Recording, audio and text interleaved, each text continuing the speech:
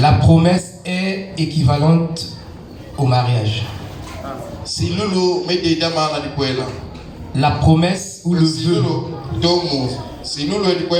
vœu est l'équivalent du mariage. Voici le thème que nous voulons aborder ce matin. Amen. Amen. Alléluia. Amen.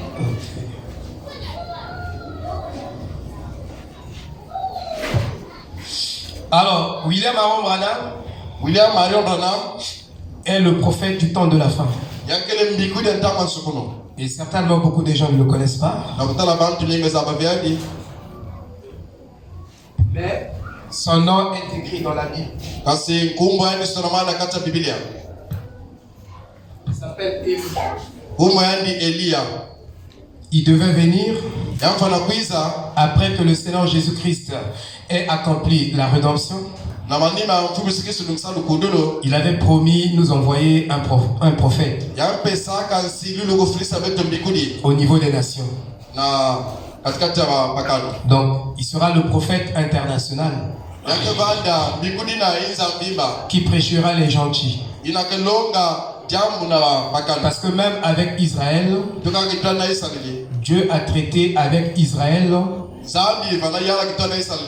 par les prophètes ou dans les prophètes. Donc c'est sa méthode de faire. Dieu, quand il s'adresse à son peuple pour leur amener dans sa volonté parfaite, il doit utiliser un prophète. Dieu l'a fait avec Israël. Vous voyez dans Deutéronome 18, le peuple voulait voir Dieu lui-même. Le peuple a dit à Moïse, nous voulons voir Dieu. Tu viens nous parler de Dieu, Dieu. Mais nous voulons écouter nous-mêmes directement. Ce Dieu-là nous parlait. Dieu a dit, mais c'est très bien. S'ils veulent m'écouter, que je leur parle directement, sans intermédiaire. Alors demande au peuple de se sanctifier pendant 3 jours. Ils doivent se sanctifier. Ils doivent s'approcher de la montagne. Et je vais leur parler. Et ils se sont sanctifiés. Pendant 3 jours, ils se sont approchés de la montagne. Quand Dieu descendait dans un tourbillon de feu, une grande colonne de feu descendait sur la montagne, le peuple n'arrivait plus à supporter la présence de Dieu. Et le peuple tombait en syncope. Ils ont dit, Moïse, dis à Dieu de ne plus nous parler directement. S'il veut nous parler, il utilise un homme, un prophète. Voilà le choix qui a été assigné ou établi depuis la Genèse. Et cela s'est perpétré jusqu'au Nouveau Testament. Et c'est ça le modèle pour toutes les églises des gentils. Amen. C'est pourquoi nous parlons de William Branham comme étant le prophète des gentils. Et donc, il est venu pour nous montrer la meilleure manière d'épouser nos femmes. Amen. Dans le mariage et le divorce, au paragraphe 88, Frère Branham dit ceci. Dieu nous a donné un remède et une façon d'épouser nos femmes et de vivre avec elles. Donc Dieu nous a donné un remède.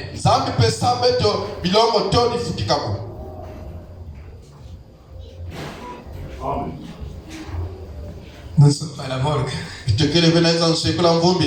Nous sommes dans une maternité. Alléluia. Amen. Est-ce qu'il y a une femme qui va accoucher ce matin? Que le Seigneur la bénisse.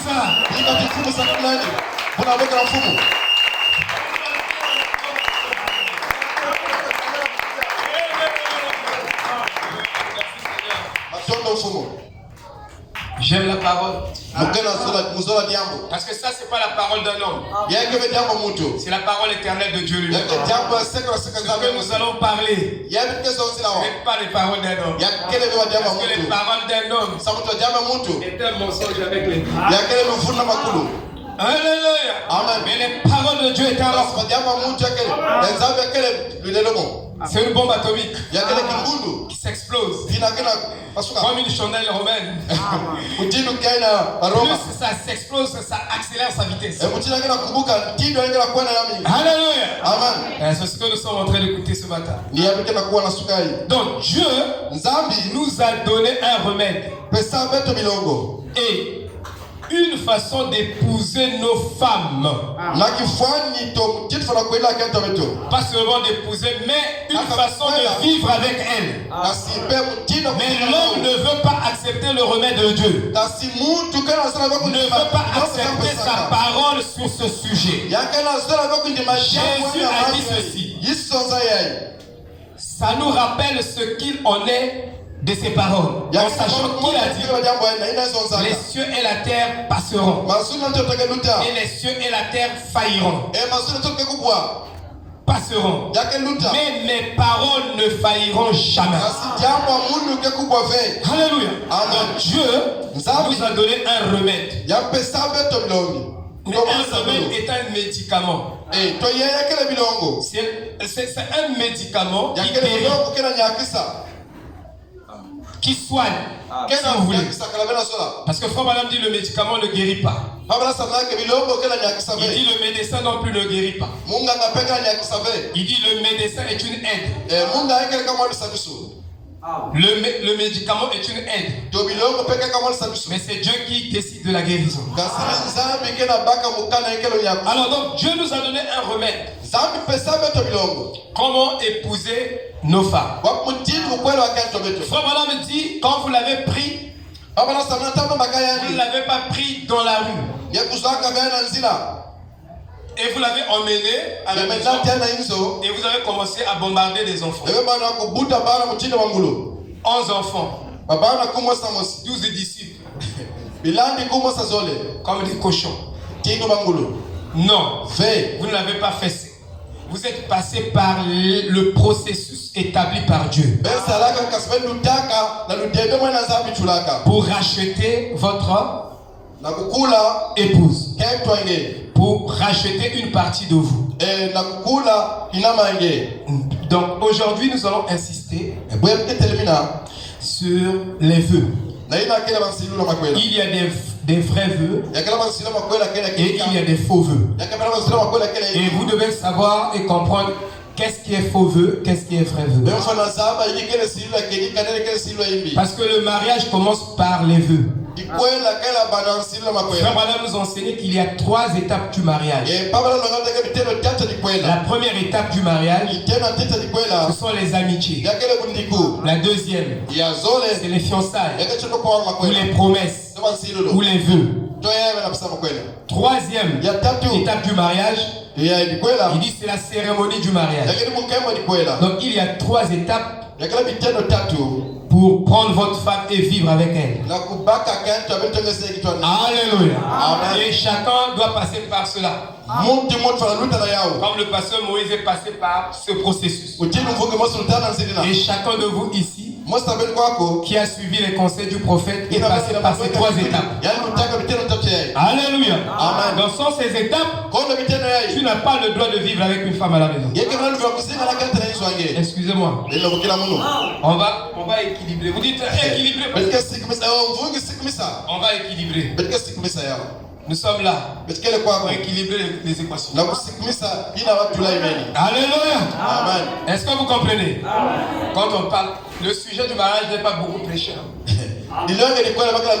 Ça, je vous dis la vérité. C'est pas beaucoup prêché. Et même le prophète, quand il en prêchait, il avait il a mis un manuscrit et il était derrière. Il ne voulait pas être en contact avec les yeux. Parce qu'il avait des chères personnes qui l'aimaient beaucoup. Il s'était marié 5 fois, 6 fois. Des gens bien. Vous voyez? des personnes bien, des bons cœurs, mais parce que quelque part il y a eu un faux enseignement, un mauvais enseignement, dit le prophète, et quelque part il y a eu de l'ignorance à ce sujet. Alors les gens se sont plongés là-dedans dans toute l'ignorance et ils ont commis beaucoup d'erreurs. C'est pourquoi le prophète ne voulait pas les regarder comme ça. Alléluia. C'est pourquoi il était venu pour redresser cette question, pour nous donner l'essentialité. Alléluia. Amen. Maintenant, regardez avant d'arriver sur les vœux.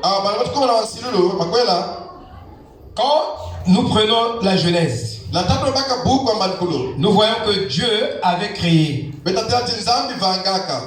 des animaux, des plantes, toute espèce qui vit dans la nature. Et quand il arrive au niveau des animaux, il a fait mâle-femelle. Mâle-femelle. Il y a un chat, une chienne. Vous voyez ceci et cela.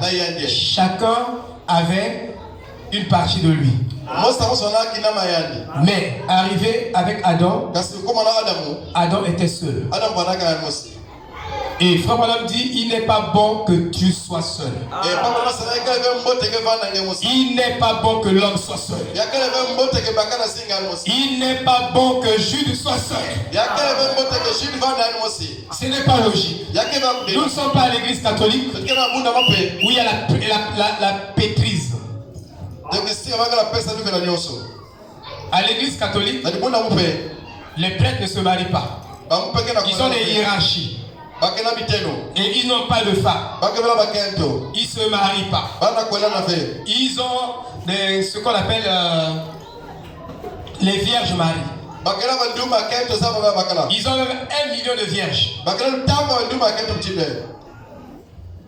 qui mettent au monde des enfants par la puissance des anges. Est-ce que vous êtes au courant de ça?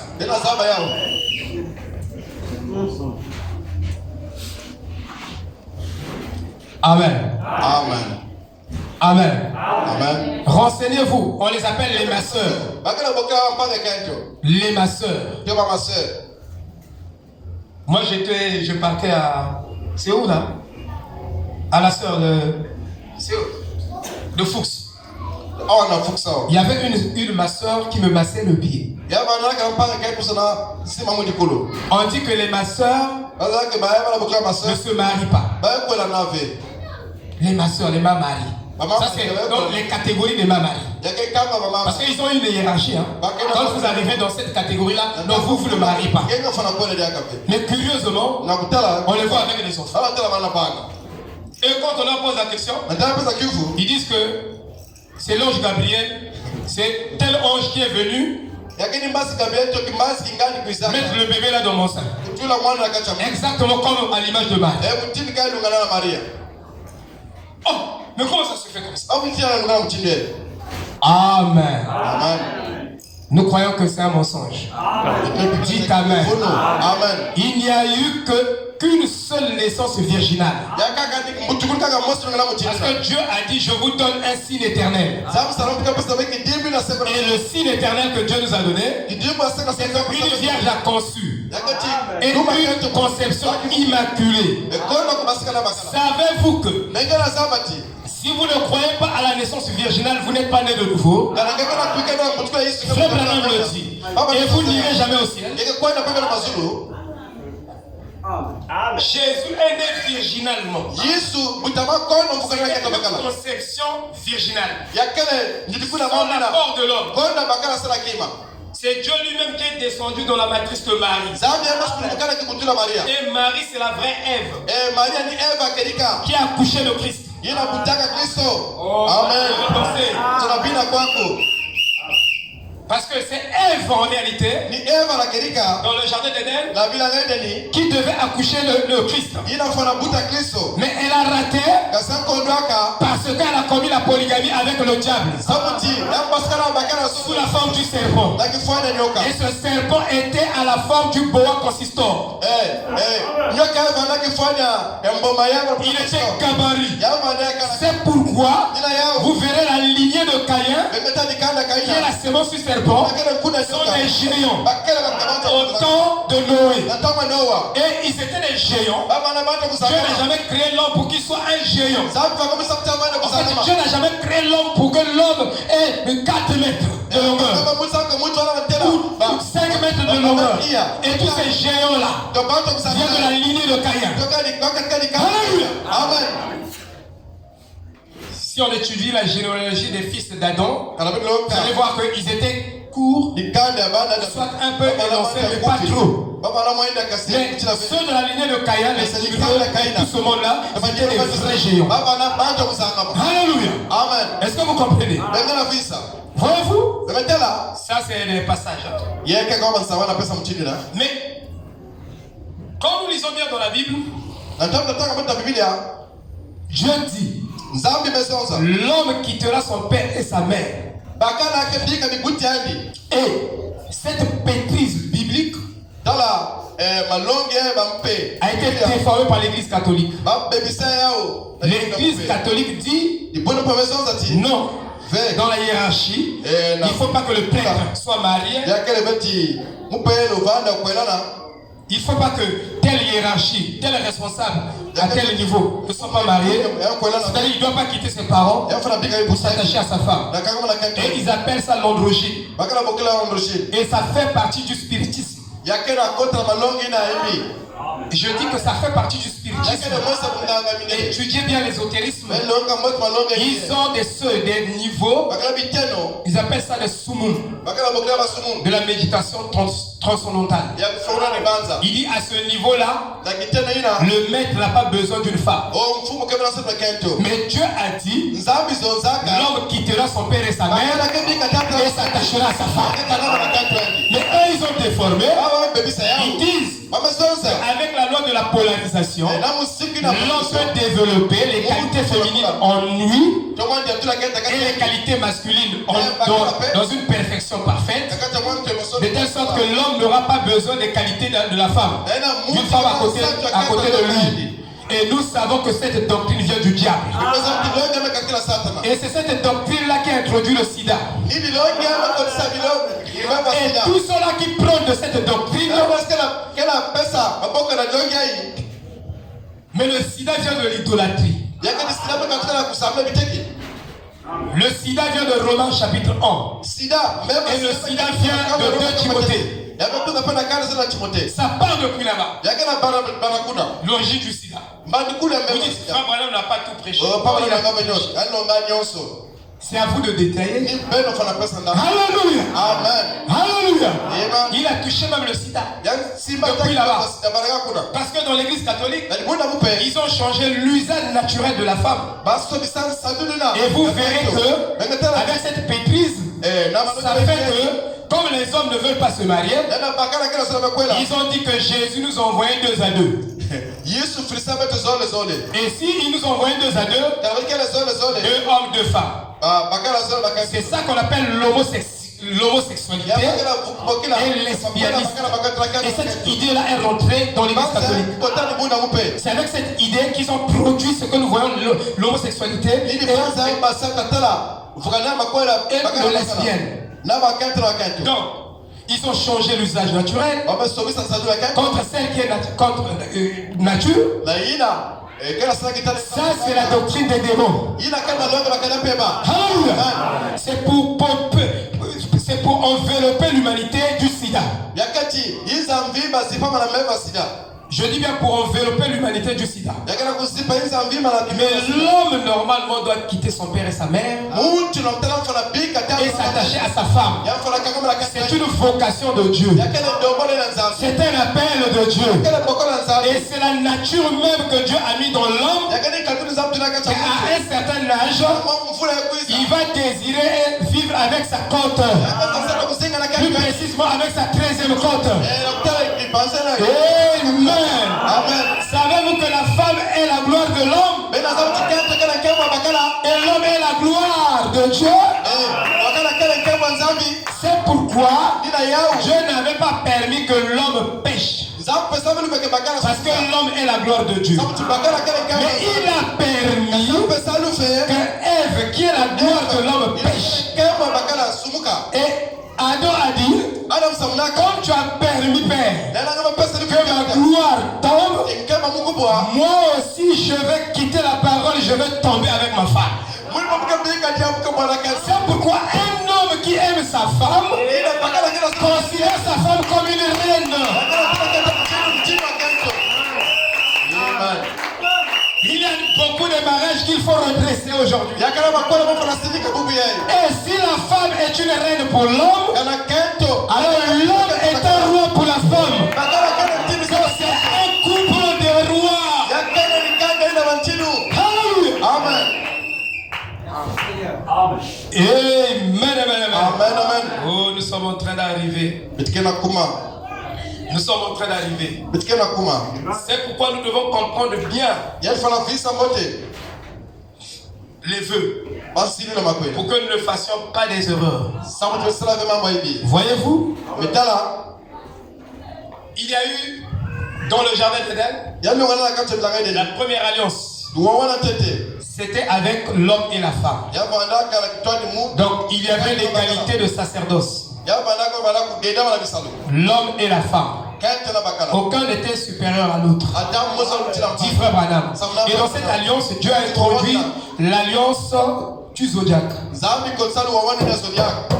Alléluia. Leur Bible était le zodiaque. Donc ils lisaient les événements à travers les étoiles. Et Frère Branham dit que chacun de nous a une étoile qui le représente au ciel. Si vous êtes un fils d'Abraham, vous êtes une étoile, dit Frère Branham. Alléluia. Et toutes les étoiles ne brillent pas de la même manière. Il dit ceux qui auront enseigné la justice aux hommes brilleront comme les étoiles dans les cieux. Alléluia. C'est pourquoi nous voulons enseigner la justice aux hommes. Et nous voulons enseigner la pensée de Dieu aux hommes. Et en le faisant. Et Jésus était l'étoile brillante du matin. Et cette étoile qui est Christ a brillé plus que les autres étoiles. Parce que dans sa vie, il n'utilisait jamais les pensées expérimentales. Il n'utilisait jamais ses propres pensées. Père, s'il est possible que cette coupe passe, il dit non, toutefois pas ma volonté, mais que ta volonté se fasse. Donc Jésus, ce qui le préoccupait, c'est faire la volonté du Père. Alléluia. Mais nous faisons notre volonté. Mais lui, c'était un fils qui avait compris la souveraineté de Dieu. Et il a dénié tout Dieu en lui. Tout Dieu, pas en morceaux, mais dans sa plénitude, était dans Jésus. Et quand il marchait, c'est tout le ciel qui marchait. Alléluia. Oh, que Dieu soit loué. Alors quand Adam, plutôt Ève a péché, a accepté la science, la scientologie.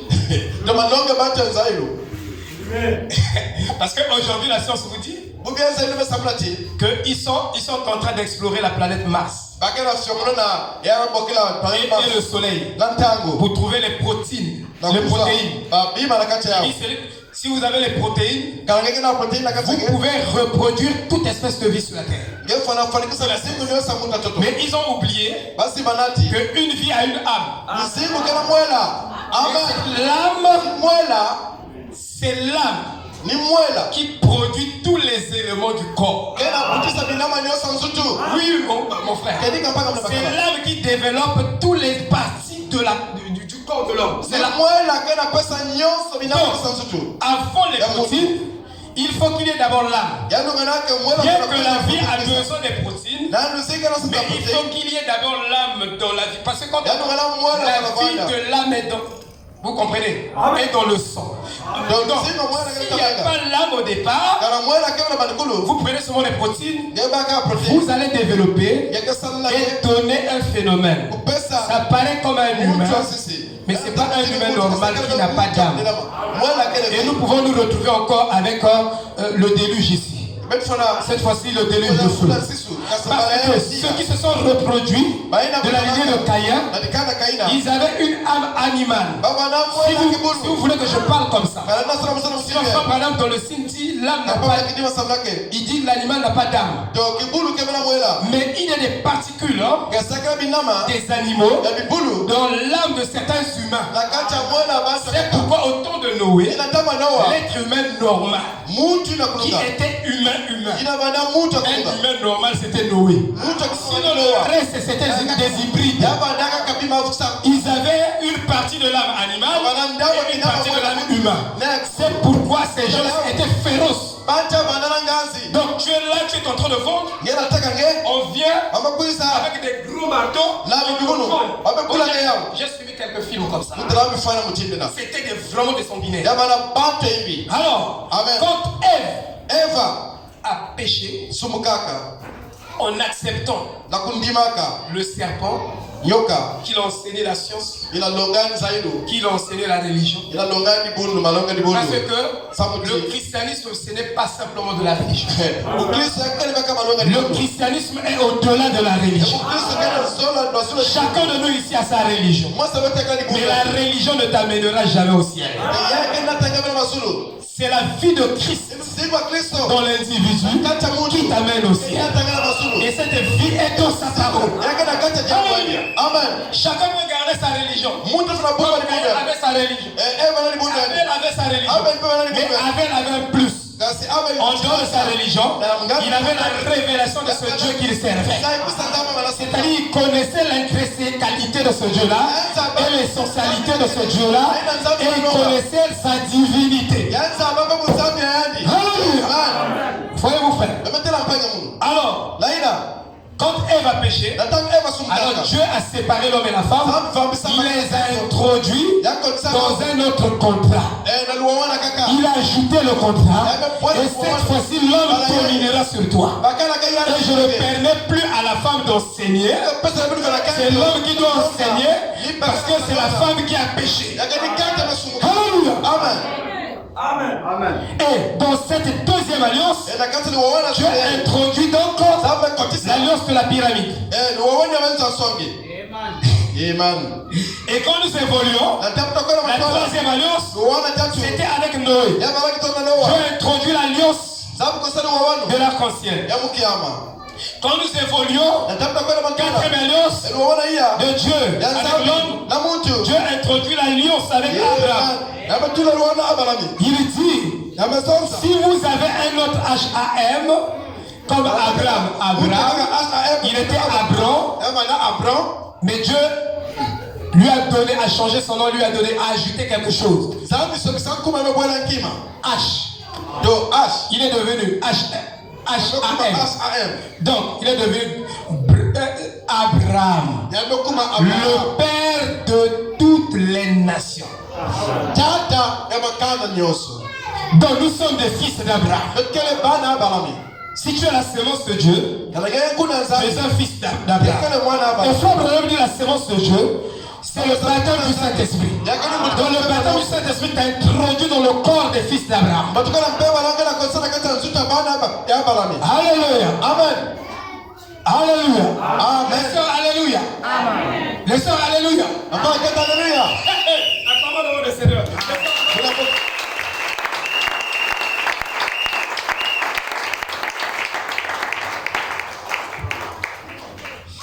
Alors, Frère Branham dit, si vous avez encore un autre HAM, alors vous êtes une étoile. Mais quel est un autre HHM? Branham. Normalement, son père l'avait donné Branham.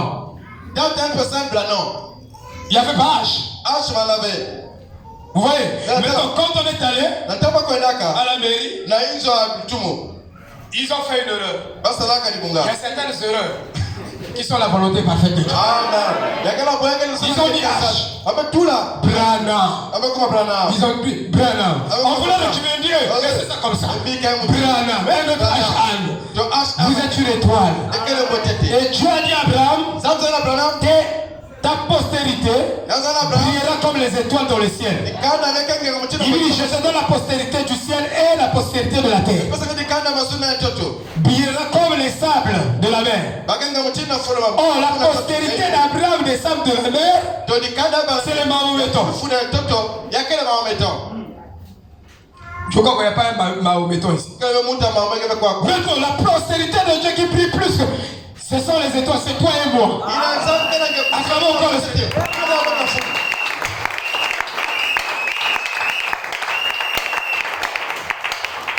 Alors nous arrivons au 5e alliance de Dieu avec l'homme. C'était David. Mais regarde, David a eu beaucoup de femmes. Combien de femmes? Hein? Et parmi toutes les 500 femmes, regardez bien, c'était 500 femmes. Ça c'est bon pour un polygame. Hein? Nous ne prenons pas la polygamie. Hein? Parmi toutes les 500 femmes, il n'y avait aucune femme parmi les 500 femmes qui pouvait donner Salomon. C'est-à-dire Jésus-Christ dans le trône du millénium. Est-ce que vous savez que Jésus-Christ est appelé le fils de David? Amen. Il sera monté sur le trône de David dans le millénium. Est-ce que vous le savez? Donc parmi toutes les 500 femmes, il n'y avait pas une femme qui pouvait donner Salomon. C'est pourquoi David était coincé. Avec ces 500 femmes, on ne pouvait pas accomplir la rédemption. Alors, il a regardé une femme. De qui? D'Uri. Il a convoité la femme, la maman de Salomon, d'autrui. Il est allé prendre la femme d'autrui. Et pour exécuter ses pensées, il a envoyé Uri dans le front de la bataille. Et Frère Branham dit, Uri c'est votre propre chair, votre moi. Donc votre moi doit mourir afin que Christ, qui est Salomon, puisse être dans votre vie. Voyez-vous que la Bible est jolie? Amen, amen. Et donc, la 5e alliance c'était avec David, le fils, donc qui a engendré donc Salomon. 6e alliance, c'est l'alliance de Golgotha. Jésus-Christ, le Fils de Dieu. Croyez-vous que Jésus-Christ est le Fils de Dieu? Si vous ne le croyez pas, vous ne serez pas sauvés. Quand il a dit, en Israël, quand il marchait, il a dit, je suis le Fils de Dieu. Or, en grec, Fils de Dieu signifie celui qui est distinctement, particulièrement, uniquement spécial. C'est-à-dire, il est Fils de Dieu. C'est pourquoi on l'appelle Fils de Dieu. Amen, amen. Il est écrit la manifestation des fils de Dieu. La nature soupire. Mais les fils de Dieu sont les sémences pures de Dieu. Ce sont ceux-là qui n'ont jamais eu de commencement et qui n'auront jamais fin de temps. Ils sont éternels. La fille de Dieu. Oh, je marche les épaules. Je marche comme grâce pour toi.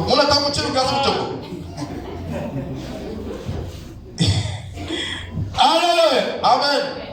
On l'a tué, c'est pourquoi il a posé la question à ses disciples. Vous, qui dit-on que je suis?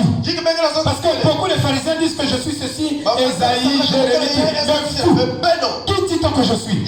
Moi le fils de l'homme. Il a dit moi le fils de l'homme. Tout le monde a tapé à côté sauf Pierre. Pierre a dit, par révélation de l'esprit, tu es le Christ, le fils du Dieu vivant. Il a dit, tu es le Messie. Amen. Il dit, tu es le Messie. C'est pas n'importe qui est le Messie. Mais le Messie, c'est Dieu lui-même. Amen. Vous voyez? Tu es le Messie. Tu es le Fils de Dieu. Le Fils de Dieu est au-dessus du Fils de l'homme. C'est ça la vérité. Amen. Vous voyez? Il a dit, tu es heureux Simon Pierre. Ce n'est pas le séminaire qui t'a montré ça. Parce qu'aujourd'hui, les personnes pour prêcher, ils doivent aller au séminaire. Mais Pierre n'est pas allé au séminaire pour apprendre le Dieu, pour connaître Dieu. Mais Dieu s'est révélé à lui. Dieu se révèle aux petits enfants qui veulent apprendre. Alléluia. Il n'a pas besoin de théologie. Il n'a pas besoin de séminaire pour se révéler à toi. Qu'est-ce que la nouvelle naissance? C'est la révélation de Jésus-Christ à l'individu personnellement. Amen. Alléluia. Amen. 5e alliance. C'est l'alliance d'Arizona. Et frère Branham dit, cette nuée est descendue sur le mont Sassen afin que la rédemption soit totale et complète. Le rachat. Quand Dieu rachète l'homme, il le ramène dans sa position. Les conditions et les positions. Et les priorités. Il y a d'abord la position. Et quand vous êtes dans une bonne position, les conditions changent. Depuis 2000 ans, nous traînons les conditions de 2 Timothée 3. Alors Dieu a dit au temps de la fin, il y aura un prophète. Et il va restaurer. Depuis Adam jusqu'à Branham. Il doit ramener l'homme dans ses pouvoirs qu'il a perdu dans le jardin d'Éden. C'est pourquoi quand Branham marchait, il y avait un taureau qu'il a rencontré sur un petit chemin. Ce taureau-là tuait même les prédicateurs. Et quand Branham marchait, il a dérangé le sommeil de ce taureau-là. Il ne savait pas que le taureau était là. Mais il partait prier pour un malade quelque part. Le taureau s'est réveillé avec toute la colère. Que toi aussi je vais te tuer. Et quand le taureau s'est approché, est arrivé là, Branham m'a dit, s'il te plaît cher taureau, je ne voulais pas te déranger. Le taureau a dit oui, amen prophète. Bon maintenant là, je veux prier pour un malade ton frère là-bas. Amen prophète. Bon, maintenant va te coucher. Amen prophète. Il est allé se coucher. Acclamons le Seigneur. Ça c'est alors restauré. Amen. Branham, dans la pêche, il arrive là. C'est un petit fretin qui venait de mourir. Un poisson mort. Il était comme ça. Il n'y a plus de vie. Alors l'esprit lui dit, tu es restauré. Tu es restauré. C'est la 5e alliance. Où Adam a tous ses pouvoirs sur la création. Tu peux dire et tu peux donner la vie à ce petit poisson. Branham m'a dit, petit poisson, je te donne la vie au nom de Jésus. Le poisson criait, il est monté dans l'eau. Il a fait plonger, il est remonté. Alléluia. Amen.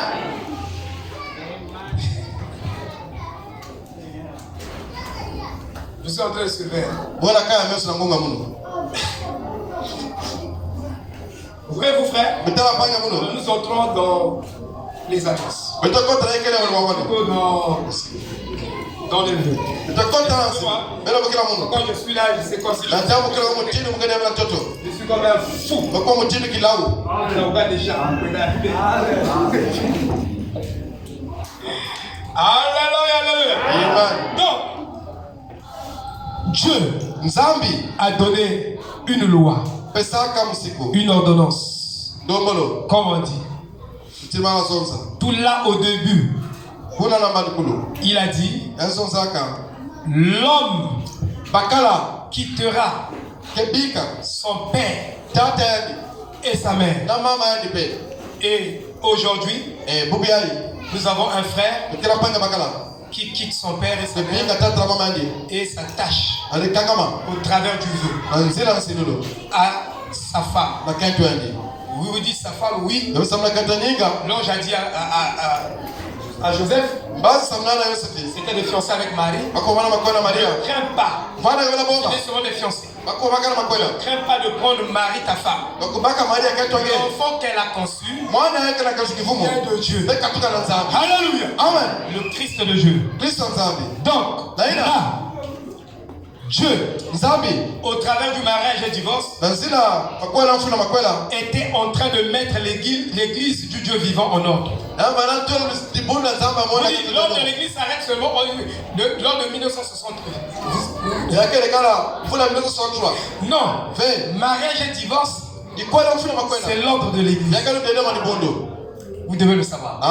Et cet ordre-là établit toute chose. Comment épouser nos femmes. Maintenant regardez frère, il y a des vrais vœux et il y a des faux vœux. Et le vrai vœu est basé sur la parole de Dieu. Dites amen. Si le vœu n'est pas basé sur la parole, c'est un faux vœu. Donc c'est un vœu qui est en dehors de la volonté de Dieu. Mais le vrai vœu doit être basé sur la parole de Dieu. C'est ce que Dieu a établi. Si Dieu n'a pas établi quelque chose, vous n'avez pas à faire quelque chose, à ajouter quelque chose, ni à en retrancher. Amen. Alléluia. Il y a une femme, jeune femme, qui était sur le point d'épouser un homme. Alors, dans cette période, suivez bien, la femme là a fait le vœu à ce jeune homme. Les deux étaient des païens. Alors, elle est allée écouter la parole.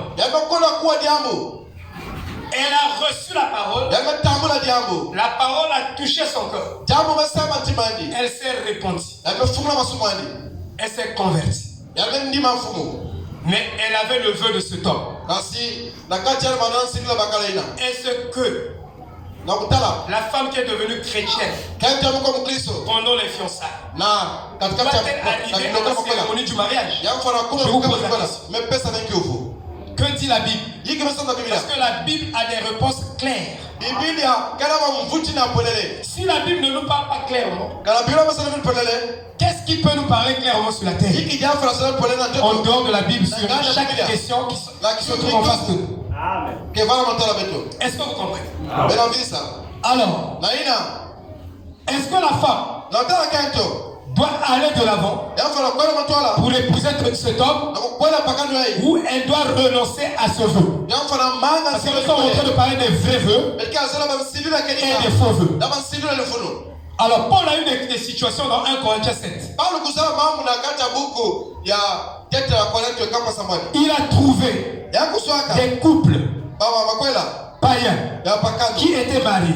Ils avaient des enfants. Et parmi ces couples, l'homme pouvait croire, mais la femme s'abstinait à ne pas croire. Ou la femme pouvait croire, mais l'homme s'abstinait à ne pas vouloir croire. Est-ce que dans ce cas-là, dans ces conditions-là, le couple doit-il continuer à vivre ensemble ou à se séparer? Nous sommes dans la parole. Allez-y poser ça dans nos frères du message. Parce que ici, nous devons bien manger la parole. Nous sommes censés connaître chaque question par la parole. Allez poser la question. Allô, je le ministre. C'est un voici provocateur. Allez nous poser la question. On doit se marier.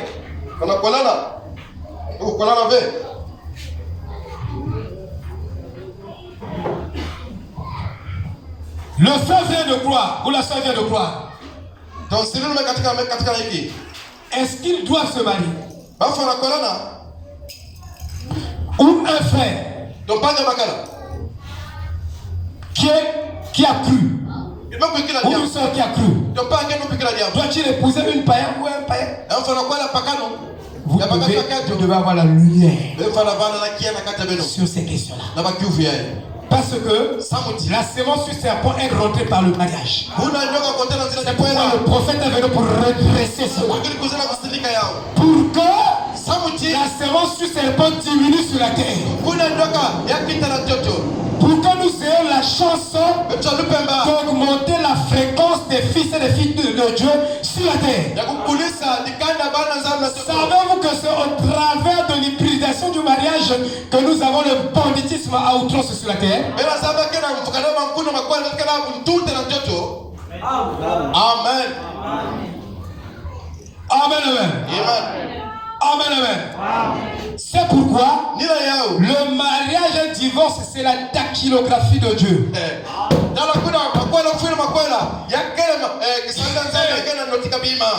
Ça, il y a de quoi sauter et jubiler.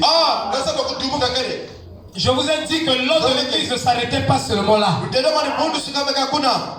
On est de l'église de 1958, l'ordre de l'église de 1963. Mais ça ne s'arrête pas là. Mariage et divorce, c'est la dactylographie de Dieu. C'est Dieu qui met son église en ordre. Et l'ordre de mariage et divorce ne parlait pas de l'acte sexuel. C'est ce que les gens ne comprennent pas quand ils disent mariage et divorce. Ça n'a rien à voir avec l'acte sexuel. En premier, non. C'était l'ordre que Dieu établissait dans son église pour détruire l'ADN du diable. Vous voyez? Donc, vous y trouvez mariage et divorce complètement rempli de la dactylographie. Vous voyez? Mais même l'ordre de l'église que Dieu a donné à Branham Tabernacle, ce n'est pas une garantie. Frère Branham le dit. Frère Branham dit que si vous n'avez pas le don de discernement, ne demandez jamais les dons à Dieu. C'est lui-même qui le dit. Si vous n'avez pas le don de discernement, parce que Ampérunios et les esprits familiers ils vont prophétiser. Les esprits de Python vont prophétiser. Vous voyez? Mais si vous n'avez pas le discernement, vous ne saurez pas que l'esprit qui vient le prophétiser n'est pas scripturel. La prophétie là n'est pas biblique. Et vous n'allez pas distinguer les choses. Et ça sera une Babylone compliquée. Une confusion totale. Et ils ont dit, il faut avoir des maisons de dons. Il faut avoir ceci. Frère Branham dit, ce n'est pas, même les maisons de dons, ce n'est pas une garantie. Il dit, vous devez avoir la révélation personnelle de Jésus-Christ. Il dit, l'ordre de l'église commence dans l'individu. Quand un individu est en ordre, il dit, quand vous êtes changé à l'intérieur, l'intérieur influence l'extérieur. Donc s'il y a un changement à l'intérieur, ce changement intérieur va produire le changement extérieur. Quelqu'un qui est sale à l'intérieur, vous remarquez son environnement est sale. Si quelqu'un est propre à l'intérieur, son environnement sera propre. Mais le véritable ordre, c'est la sainteté du Saint-Esprit dans l'âme de l'homme. Une fois ton âme est sanctifié, rempli du Saint-Esprit, brûle de feu. Savez-vous que le livre d'Apocalypse 10:1 contenait l'ange? C'est le livre de la postérité d'Abraham. Et les noms qui sont dans ce livre-là, ce sont seulement les noms des élus. Et on appelle ça le livre de la vie. Le livre de vie. Et ce livre de vie n'est pas différent du livre des vivants. Frère Branham dit que toutes les églises dénominationnelles ont tapé à côté parce qu'ils ont séparé ce livre de vie avec le livre des vivants. Vous voyez? Et il dit tous les noms des fils d'Abraham sont écrits dans ce livre. Il dit tous ceux dont les noms sont écrits dans ce livre sont remplis du Saint-Esprit. Ils seront remplis du Saint-Esprit, forcément. Donc il ne parle de celui qui fait, celui qui court, mais c'est le Dieu qui fait grâce. Le salut, ce n'est pas l'œuvre humaine. Le salut, c'est l'œuvre divine. C'est l'effort de Christ lui-même. Ce n'est pas l'effort de chicote des pasteurs. Ce n'est pas l'effort de chicote des diacres. Mais c'est l'effort de chicote du Saint-Esprit. Amen. Amen, amen. Parce que c'est le Saint-Esprit qui change l'homme. Amen. Amen. Alléluia. Amen. Il y avait une femme. C'était la petite sœur de Bankswood. Au temps de Frère Branham. La femme là avait fait un vœu. Elle était mariée. Elle a dit dans son vœu, suivez très bien, parce que pour parler du vrai, il faut d'abord parler du faux. Si je parle du faux, je peux ressortir le vrai. S'il y a une fausse monnaie, la fausse monnaie prouve qu'il y a un vrai monnaie. Parce qu'avant qu'il y ait le faux, il y a d'abord le vrai. Le faux n'est que la perversion du vrai. Est-ce que vous voyez? Amen. Et la sœur de Bankswood avait fait un vœu à Dieu. Il a dit à Dieu, Dieu, même si je tombe malade, même si j'ai le cancer, jamais la main d'un médecin, d'un chirurgien doit toucher mon corps. Si la main d'un chirurgien touche mon corps, mon père, écoutez, alors je vais trahir mon mari. Je vais trahir mon mari en commettant adultère. Alors je vous pose la question. Est-ce que ça c'est un vrai vœu ou un faux vœu?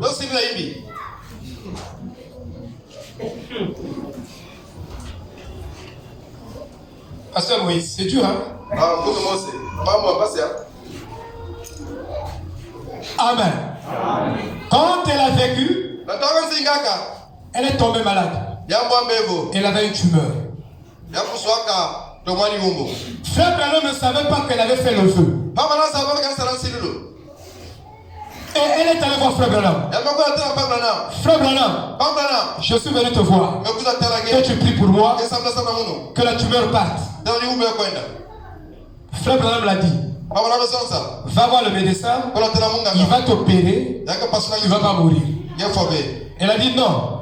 J'avais fait un vœu à Dieu que si la main du chirurgien me touchait, je vais commettre l'adultère. Je vais trahir ma femme. Frère Branham dit voilà ma soeur, tu as fait un faux vœu à Dieu. Il dit que le vœu là n'est pas structurel, ça ne compte pas. Vous devez connaître les faux vœux et les vœux. Vous savez l'histoire de Paul. Ruben, avec son groupe, ils se sont rasés la tête. Ils ont fait un vœu à Dieu. Ils ont dit, Dieu, avec son groupe, qu'aussi longtemps que nous ne tuons pas Paul, nous n'allons pas tuer Paul, nous n'allons pas manger, nous n'allons pas boire, nous allons rester comme ça. C'était pas un vrai vœu. Et la preuve, ils n'ont jamais tué Paul. Paul a continué à prêcher l'évangile. Donc il y a des faux vœux et des vrais vœux. Et je vais tout de suite, nous sommes en train de démontrer. Parce que je vous ai dit pour parler du vrai, il faut d'abord parler du faux. Parce que Frère Madame dit, s'il y a un faux témoignage, quelque part il y a un vrai témoignage. S'il y a une mauvaise femme, c'est qu'il y a une bonne femme qui a gardé sa position. Amen. Amen. Amen. Il dit. Attendez, je vais vous massacrer avec les vœux ici. Même quoi? Amen, amen. Est-ce que nous sommes dans une morgue? Donc, acclamez le nom du Seigneur.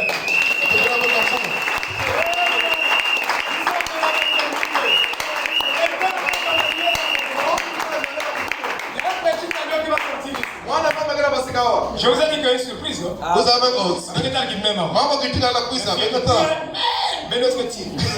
Sauf moi. Alléluia. L'amour est honnête. Et le mariage, c'est l'amour honnête. Suivez bien. Le mariage, c'est l'amour honnête. Un homme honnête, une femme honnête, les deux peuvent se marier. Mais toi, tu es malhonnête parce que il y a des vœux, il y a des hommes qui font le vœu. Qui sait que la femme là a beaucoup d'argent. Moi, je connais un frère, un pasteur du message qui était mort. Il a commencé son ministère. La sœur là, qui était dans son église, travaillait avec les bim coco de sa famille. Ses affaires prospèrent. Alors, le frère s'est amouraché. Je ne sais pas si c'était l'amour honnête. Mais tout compte fait, comme c'était de l'argent de Bing Coco, fin de fin, le frère était mort, la soeur aussi était morte. Un pasteur me dit, je suis allé le voir, il dit que pasteur Blaise, moi j'ai des problèmes dans mon église ici. Je savais que le frère là avait le sida, mais comme il avait beaucoup d'argent, il est venu demander la main de la sœur. La sœur a vu l'argent du frère. Il dit, ah, moi c'est l'argent là que j'ai. Avec le bout de la yandi, moi va là bien. Le pasteur lui dit que le frère a le sida. Tu vas l'épouser. La sœur dit oui, Dieu prendra soin.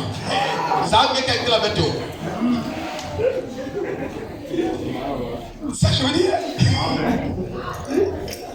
Et dès qu'ils se sont mariés, la sœur me commande mucho à jeu. Frère Branham dit que vous n'avez pas fait le vœu pour détruire votre corps, pour vous tuer vite. Si tu sais que le frère là a le sida, ne tente pas Dieu. Ça c'est tenter Dieu. Savez-vous que on ne peut jamais vous marier si on ne reçoit pas l'approbation du magistrat qui a signé, qui a donné le OK. D'abord, frère me dit, avant le mariage, il y a l'examen sanguin.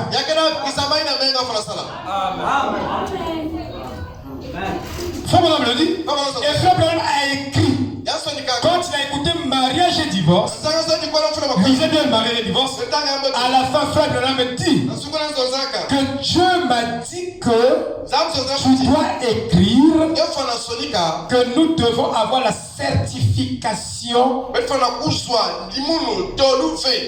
du magistrat que vous pouvez être marié par le pasteur. Suivez-moi. Si on n'a pas cette certification, on a le droit de ne pas vous marier. Et il a écrit ça en gros caractère, il a donné à Billy Paul. Billy Paul a pris ça, il a donné à Roy Robertson. C'est Roy Robertson qui n'avait pas affiché ça. Parce qu'en ce temps-là, il jouait le rôle d'administrateur. Il n'a jamais affiché ça, mais Frère Branham l'avait demandé d'afficher. Et Frère Branham a dit à Livet, dit à Frère Robertson et Billy Paul, vous êtes des scribes du message. Vous parlez. Il dit, c'est vous les scribes du message. Il dit, il y a Billy Paul, Livet, le frère Hickerson, vous êtes des scribes dans ce message.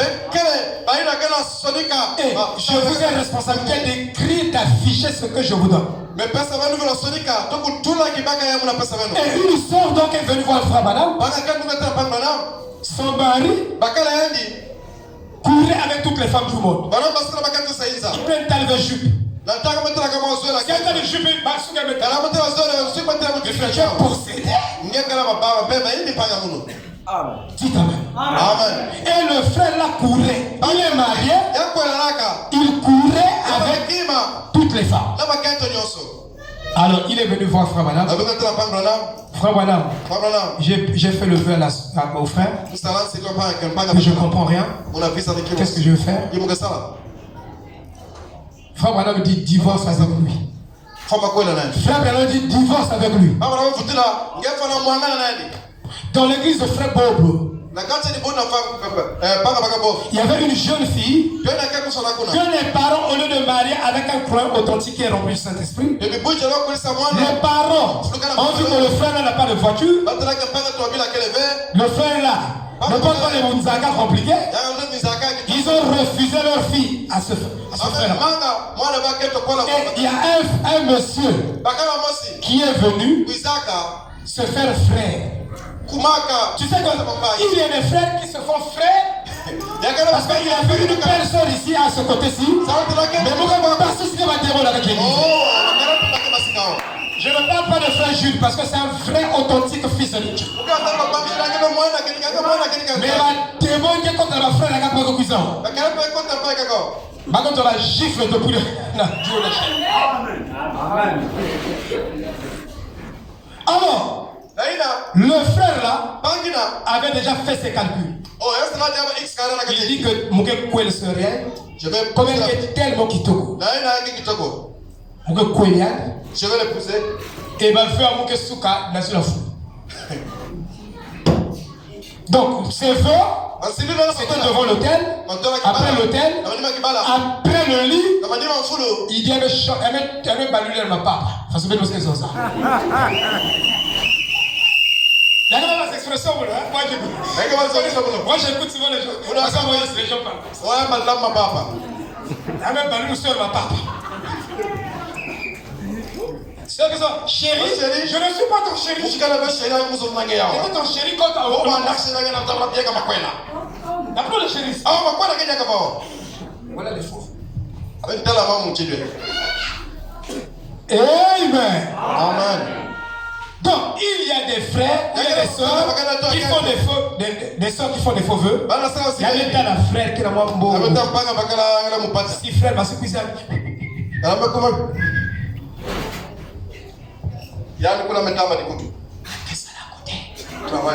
le pasteur lui a demandé d'aller prier. Et lui, c'est les informations. Il y a des cas enseignants. Enseignants. C'est pas ça, c'est. Agréé à 5 mois de salaire. À l'école privée. Le pasteur appelle la soeur, viens. Est-ce que tu as prié? Qu'est-ce que tu dis? Parce que je ne vois pas. Parce que je ne sens pas. Je ne sens pas. Vous allez tomber dans les faux vœux. Vous voyez? Le vœu, c'est une révélation. Le frère me dit c'est la fusion des esprits. C'est-à-dire, tu te vois avec le frère, c'est comme si ton esprit et son esprit sont fusionnés. Mais dans une fréquence qui est un peu plus élevée.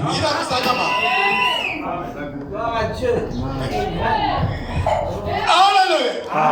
Paul a eu beaucoup de cas. Savez-vous que dans 1 Corinthiens 7, 36, si vous lisez, il y a des gens qui faisaient des vœux. Mais avant la cérémonie du mariage. Si vous lisez ça, vous n'allez pas comprendre. Il faut qu'on vous explique. Pourquoi, malgré les bondes, il faut qu'il y ait les Éphésiens. Pour mettre les choses au clair. Si vous lisez, vous n'allez pas comprendre. Et vous allez écouter la réponse du prophète. Je vais lire pour toi la Bible là. Si Branham ne te donne pas l'explication de cette Bible, tu seras seulement un aveugle. Parce que le mystère de ce jour, c'est l'ouverture des yeux de l'aveugle. Et celui qui amène le colis, il faut le colis pour soigner les yeux. Et celui qui a porté le colis, c'est William Branham. C'est pas ton pasteur, c'est pas moi. Alléluia. Amen. Ah, pasteur, il a dit que l'onga bien. Il a aveugle. S'il ne lit pas frère Branham, il a aveugle. Là, j'ai provoqué. Est-ce que j'ai profité? Mais pardonnez-moi. Si quelqu'un regarde comme déshonorant pour sa fille de dépasser l'âge nubile et comme nécessaire de la marier, qu'il fasse ce qu'il veut. Il ne pêche point qu'on se marie. Ici, ça parle de quoi? Ah, Livé est allé poser la question à Frère Branham. Frère Branham dit à Livé, ici, c'est Corinthiens. Dès que leur fille a atteint l'âge de la puberté, ils les ont menés dans les plages. Et le premier homme qu'ils rencontraient, c'est l'homme là qui devait sortir avec leur fille.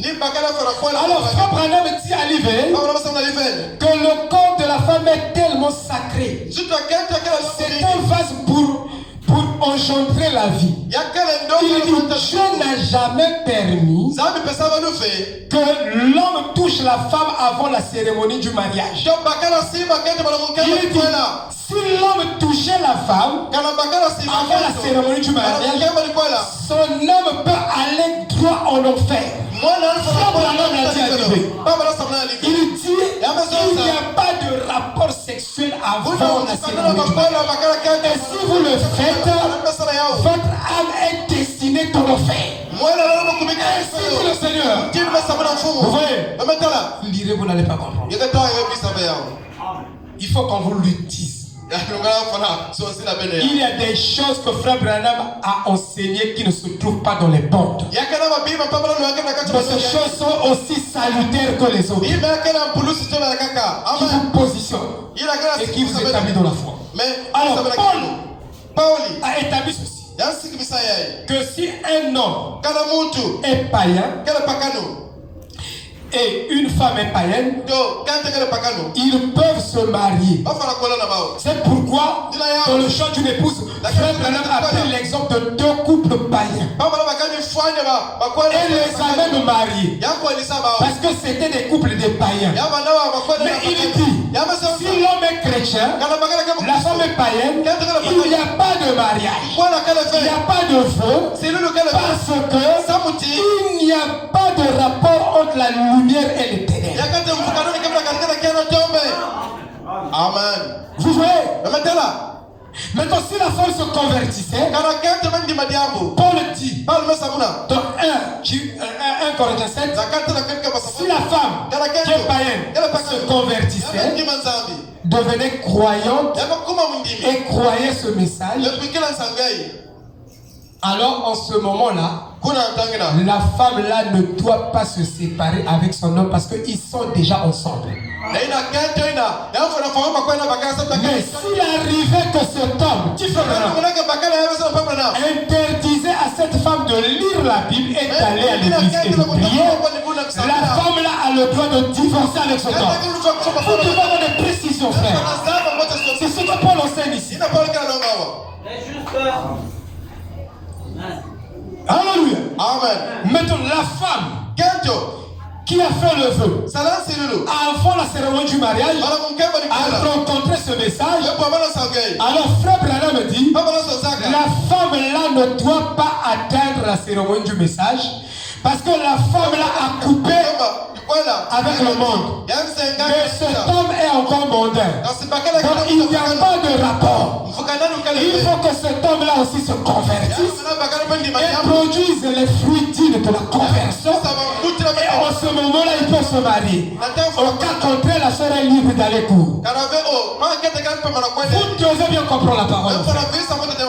Si nous avons des problèmes aujourd'hui dans nos églises, beaucoup de divorces, parce qu'il y a un faux enseignement. Il y a un enseignement qui n'est pas clair, qui n'est pas détaillé, qui n'est pas bien expliqué. Et les gens agissent dans la confusion et dans les ténèbres.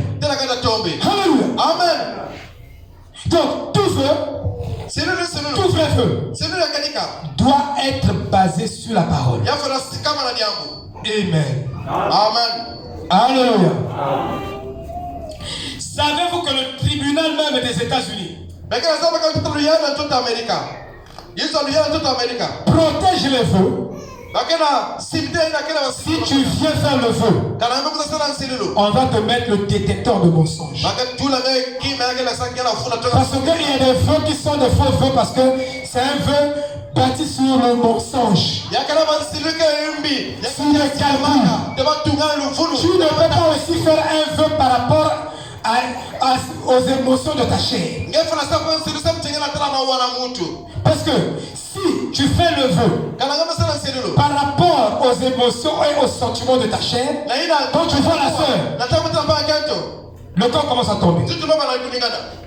Donc quand tu le vois, et frère Branham dit, le corps de la femme est beau.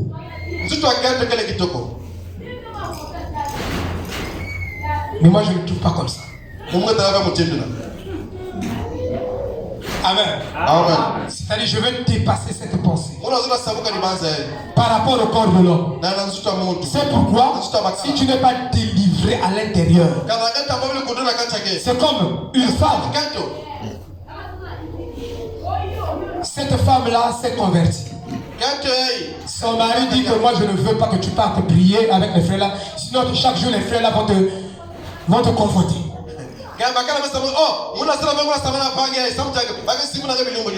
Amen. Amen. C'est pourquoi la femme est la gloire de l'homme.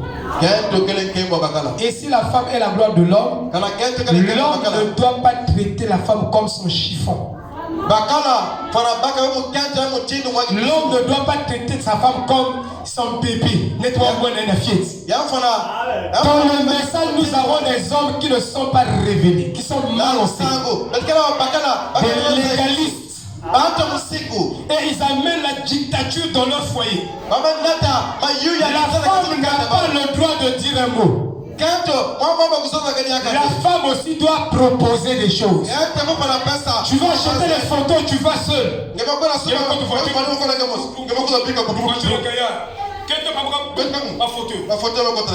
t'ai fait une surprise. Quelle surprise?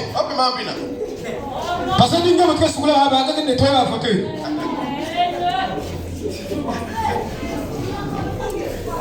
Nous avons des phénomènes dans le message. C'est-à-dire des bandits de Nazareth. Si la femme est la gloire de l'homme, l'homme doit chérir sa femme.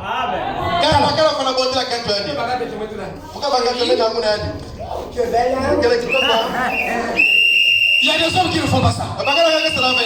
Tu es belle seulement le jour la feu. Je crois que tu es la plus belle du monde entier. Je t'achète les étoiles et le soleil. Je te fais ça si c'est un vœu, il n'a pas continuer. En fait, le vœu doit être perpétuel.